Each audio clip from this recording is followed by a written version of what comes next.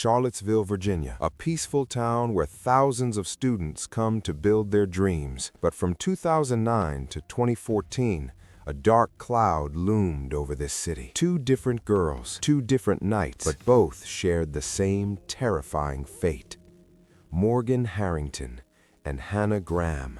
Why did it take the police 5 years to identify a predator who was hiding in plain sight? How did Jesse Matthew, a 6'2" man, repeatedly slip through the cracks of the system? In today's video, we won't just tell a story. We will uncover how minute details and DNA technology brought one of the most dangerous serial predators in American history to justice. Brace yourself for a long and chilling true story. October 17, 2009. 20-year-old Morgan Harrington was a brilliant student at Virginia Tech. That evening, she went to Charlottesville with her friends to attend a Metallica concert. Around 8 p.m., Morgan stepped out of the arena to find a restroom. However, due to the arena's strict no re-entry policy, security refused to let her back in. Morgan called her friends and said, "Don't worry, I'll find a way to get home on my own." At 9:20 p.m., an eyewitness last saw Morgan standing alone on a bridge near the arena, seemingly trying to hitch a ride. After that, her phone went dead. Morgan's parents searched desperately. Even Metallica's lead singer, James Hetfield, issued a video plea and offered a $50,000 reward.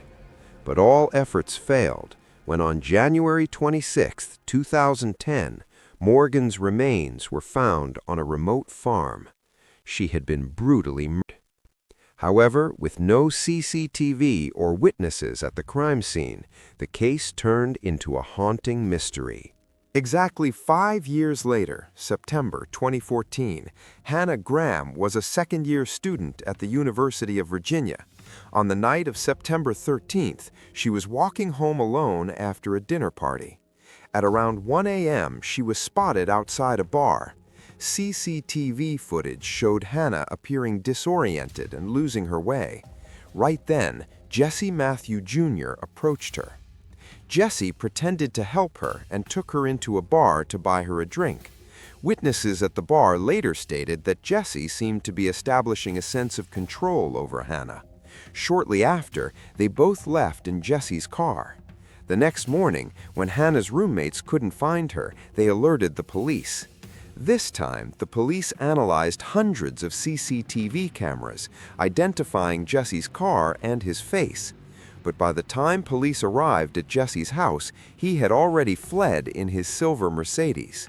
The news of Jesse Matthews' flight became a nationwide breaking news story. The FBI joined the manhunt. Meanwhile, investigators began uncovering Jesse's dark history. In 2002, while attending Liberty University, a classmate had accused Jesse of sexual assault, but he escaped charges due to a lack of evidence. Later, DNA evidence from a 2005 case in Fairfax County, where a woman was attacked and raped in the dark, also pointed toward Jesse. Finally, on September 24, 2014, police arrested him on a beach in Texas. When he was handcuffed, there was no sign of remorse on his face.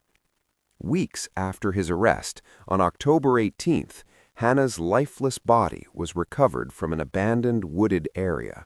While investigating Hannah Graham's case, the forensic lab ran Jesse's DNA against the evidence file of Morgan Harrington. The entire investigation team was stunned. The DNA found on Morgan's bloody clothes from 2009 was an exact match to Jesse Matthews' DNA from 2014. This meant Jesse Matthew had also killed Morgan. Why did Jesse keep doing this? Psychologists described him as a classic serial predator. He knew how to exploit the system's flaws. He always targeted girls who were alone or vulnerable. Morgan was looking for a ride outside the concert, and Hannah had lost her way. Jesse took advantage of those exact moments. It was a power struggle where he gained a twisted pleasure from exerting his strength over innocent victims.